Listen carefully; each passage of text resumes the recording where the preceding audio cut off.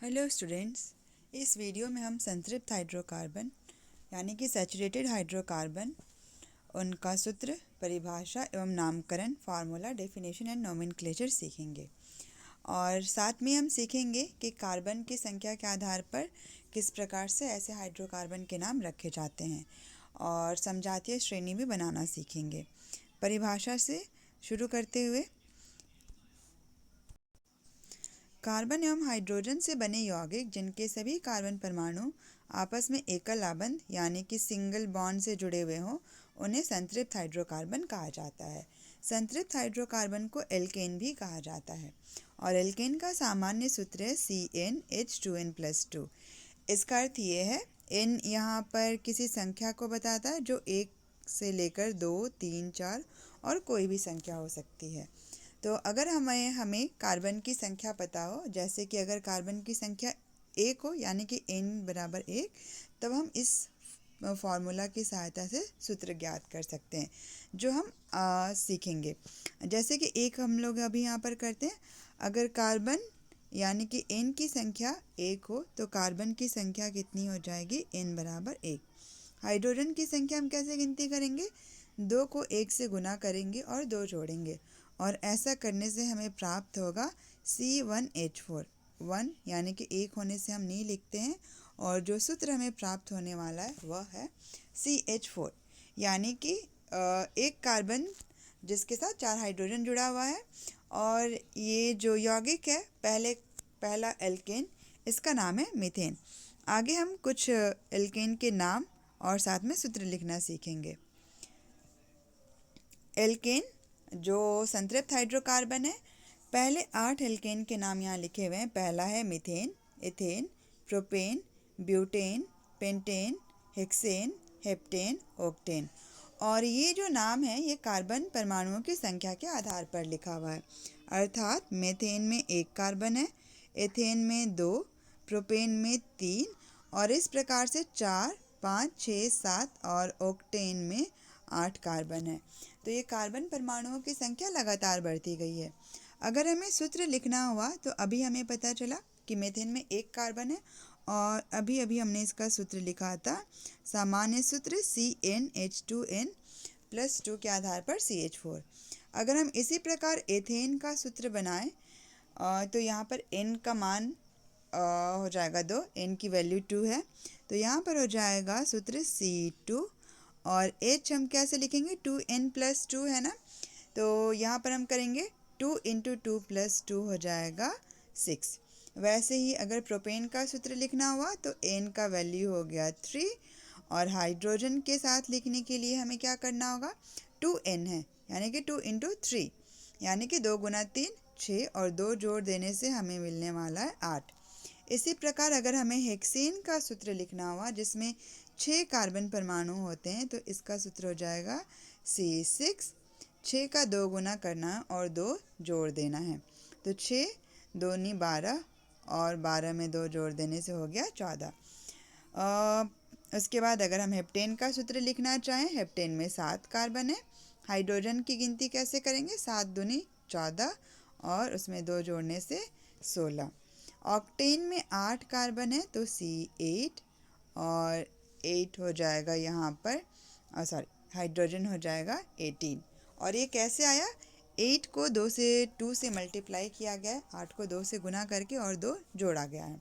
यहाँ पर मैंने ब्यूटेन और पेंटेन का सूत्र नहीं लिखा है, जो आप लिखने की कोशिश करेंगे इसी फार्मूला के आधार पर, और ये फार्मूला क्या है, CnH2n+2। आगे अब हमने कुछ नाम और सूत्र लिखना सीखा है सामान्य सूत्र के आधार पर। अभी हम इन सूत्रों के आधार पर ये जितने भी एल्केन है ना, इनकी संरचना बनाना सीखेंगे। अब जैसे पहला एल्केन जिसका नाम है मीथेन और सूत्र हुआ CH4। अगर इसकी संरचना बनानी हो तो हम लिखेंगे कार्बन, और क्योंकि कार्बन की वैलेंसी यानी कि संयोजकता 4 है तो ये 4 लाइन दिखाएंगे, एक एक लाइन, क्योंकि एकल आबंध है। और सभी लाइनों से क्या हम जोड़ने वाले हैं, यहाँ पर हाइड्रोजन जोड़ने वाले हैं। तो इस प्रकार हमें ये सूत्र मिल गया CH4 का। दूसरा एल्केन संतृप्त हाइड्रोकार्बन है C2H6। यहाँ पर कैसे हमें बनाना है संरचना? कार्बन परमाणुओं को आपस में एक लाइन से जोड़ना है, क्योंकि यहाँ पर सभी कार्बन संतृप्त हाइड्रोकार्बन में एकल आबंध से जुड़े होते हैं। हाइड्रोजन 6 है, तो कार्बन की संयोजकता 4 यानी कि चतुसंयोजक होने से हम कार्बन के चारों तरफ एक लाइन बनाते हैं। और हाइड्रोजन की संयोजकता 1 है, तो हम सभी एक एक लाइनों के पास में एक एक हाइड्रोजन लिख देते हैं। उसी प्रकार अगर आगे भी हमें संरचना बनानी हुई तो हमें क्या पता होना चाहिए? सूत्र पता होना चाहिए। कार्बन की संयोजकता 4 है, तो हर एक स्थिति में कार्बन की संयोजकता 4, और साथ में हम क्या करने वाले हैं? जो कार्बन है उसके सभी परमाणुओं को हम आपस में जोड़ेंगे। जैसे कुछ और प्रैक्टिस करते हैं। तीसरा है प्रोपेन C3H8, और ये कैसे हम करेंगे? पहले कार्बन लिखेंगे, तीनों को एकल आबंध से जोड़ देंगे और इनके आसपास हम एक एक लाइन बनाएंगे। एक एक लाइन एक एक एकल आबंध को प्रदर्शित करता है, डिनोट करता है। और सभी एक एक लाइनों में हमें क्या जोड़ना है? हाइड्रोजन। और इस प्रकार ये प्रोपेन का सूत्र हो गया। उसी प्रकार अगर हमें हेप्टेन यानी कि 7 कार्बन वाले एल्केन का सूत्र बनाना हुआ, तो संरचना बनाना हुआ, तो सूत्र लिखेंगे। और यहाँ पर भी हमें पहले क्या करना है कि जितने भी कार्बन है ना, गिनती के अनुसार लिख लेना है। ये 4, 5, 6 और ये 7। और इसके बाद क्या करना है? सभी कार्बन को हाइड्रोजन से जोड़ देना है। और ध्यान रखना है कि हर एक कार्बन के आसपास जो है ना 4 लाइनें बनी होनी चाहिए। जैसे यहाँ पर ये 1, ये 2, 3, 4 लाइन। इस दूसरे कार्बन के लिए ये पहली लाइन, ये दूसरा, ये तीसरा, चौथा। तो इस प्रकार हम सभी एक एक लाइनों के पास हाइड्रोजन लिखेंगे और हमें ये सूत्र से संरचना बनाना हम सीख सकते हैं। बाकी जितने भी अभी हम लोगों ने नाम पढ़े, पहले कार्बन वाले मीथेन से शुरू करके 8वें कार्बन वाले ऑक्टेन तक, सबके सूत्र आप कॉपी में बनाएंगे। आगे हम एल्केन से समजातीय श्रेणी बनाना। अभी पहले हम समझते हैं कि समजातीय श्रेणी क्या है। तो यौगिकों की ऐसी श्रृंखला जिसमें कार्बन श्रृंखला में जो हाइड्रोजन स्थित है ना, अभी हमने देखा कि किस प्रकार हर एक कार्बन के साथ एक एक हाइड्रोजन जुड़ा हुआ है। तो ये जो हाइड्रोजन है, इनको एक ही प्रकार का प्रकार्यात्मक समूह, फंक्शनल ग्रुप अगर प्रतिस्थापित करता है, यानी कि हाइड्रोजन को हटाकर वो खुद जुड़ जाता है, तो एक समजातीय श्रेणी बनती है। अब इसके पहले एल्केन खुद ही एक समजातीय श्रेणी है। जैसे कि यहाँ पर जो हमने ये सारे नाम लिखे हुए ना, methane, ethane, propane, butane, pentane, hexane, heptane, octane, ये खुद भी एक समजातीय श्रेणी है। क्यों है ये हम आगे पढ़ते हैं। अब समजातीय श्रेणी की एक पहचान ये भी है ना कि ये जो कार्बन श्रृंखला बनती है, इनमें कार्बन के परमाणुओं की संख्या 1, उसके बाद 2, 3, 4, 5 और इस प्रकार से ये बढ़ती जाती है। यानी कि इस श्रृंखला में अगर पहला यौगिक जो होगा उसमें 1 कार्बन होना चाहिए, दूसरे यौगिक में 2 कार्बन, तीसरे यौगिक में 3 कार्बन, 4, 5 और इस तरह ये संख्या लगातार बढ़ती है।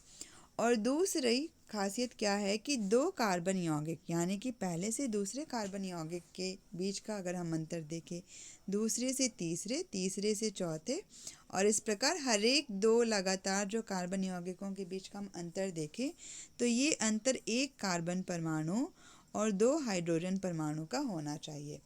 वैसे यानी कि CH2 का अंतर होना चाहिए। यहाँ पर भी ये अंतर CH2 का होना चाहिए। तो CH2 का अगर अंतर होते जाता है तो हम समजातीय श्रेणी कहते हैं। जैसे कि एक बार फिर से हम पिछले स्लाइड में चलते हैं और ये सूत्र देखते हैं। अब जैसे ये CH4 से C2H6 में जाए, तो हमें जो ये कार्बन परमाणु की संख्या में वृद्धि 1 और हाइड्रोजन की संख्या 4 से 6 यानी कि 2 बढ़ी है। हम एथेन से प्रोपेन में जाएं जिसमें 3 कार्बन है, कार्बन की संख्या 1 बढ़ी, हाइड्रोजन की संख्या 2 बढ़ी है। और इसी प्रकार अगर हम ब्यूटेन का सूत्र लिखें हैं अगर, तो ब्यूटेन का सूत्र होता है C4H10। प्रोपेन से तुलना करें तो 1 कार्बन ज़्यादा है और हाइड्रोजन कितना ज़्यादा है यहाँ पर?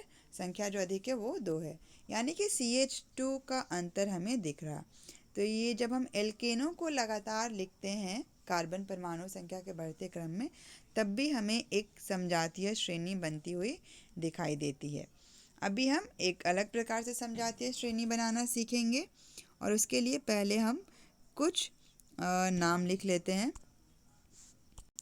पहला जो संतृप्त हाइड्रोकार्बन एल्केन है, मीथेन। उसके बाद हम लिखते हैं इथेन। तीसरा है प्रोपेन, C3H8। और चौथा हम लिखते हैं ब्यूटेन, C4H10। यहाँ पर हमें इनके बीच का अंतर भी दिखेगा कि अगर हम यहाँ से इधर जाते हैं, यानी कि अगर हम मीथेन से इथेन तक जाएं, तो एक CH2 यूनिट का अंतर है। वैसे ही हम बाकी में भी देखें तो CH2 का अंतर है। अब अगर हमें मीथेन से एक समजातीय श्रेणी अलग बनाने की शुरुआत करनी होगी ना इन चारों से, तो हम यहाँ पर क्या करते हैं, हाइड्रोजन जो 4 है वो 3 लिखते हैं, और जो चौथा हाइड्रोजन है उसको प्रतिस्थापित करते हुए कोई प्रकार्यात्मक समूह, जैसे कि हम हाइड्रोक्सिल ग्रुप OH जोड़ सकते हैं। इसी प्रकार इथेन से बनाने के लिए हम क्या करेंगे, C2H5, और जो एक हाइड्रोजन है उसको विस्थापित करते हुए हमने जोड़ा एक प्रकार्यात्मक समूह, और ये समूह भी एक ही प्रकार का होना चाहिए। प्रोपेन से बनाना हो तो कार्बन परमाणुओं की संख्या समान रहेगी, हाइड्रोजन एक कम हो जाएगा, क्योंकि एक हाइड्रोजन को जो प्रकार्यात्मक समूह है ना वो विस्थापित यानी कि प्रतिस्थापित कर देता है। ब्यूटेन से बनाना, ये होमवर्क रहा कि अगर हम ब्यूटेन से एक हाइड्रोजन को हटाकर वहाँ पर हाइड्रोक्सिल ग्रुप जो कि प्रकार्यात्मक समूह है इसको जोड़ें, तो हमें एक समजातीय श्रेणी प्राप्त होने वाली है। इस प्रकार से तो हमें एक नई समजातीय श्रेणी मिल गई। और इनके नाम हम कैसे पढ़ेंगे, क्योंकि ये OH हाइड्रोक्सिल ग्रुप है, अल्कोहल कहा जाता है, और इसकी वजह से जो नाम में परिवर्तन होता है वो हो जाएगा, मीथेन में ऑल जोड़कर मेथेनॉल, ये एथेनॉल, प्रोपेनॉल, और ब्यूटेन में जब OH लगेगा तो ये हो जाएगा ब्यूटेनॉल।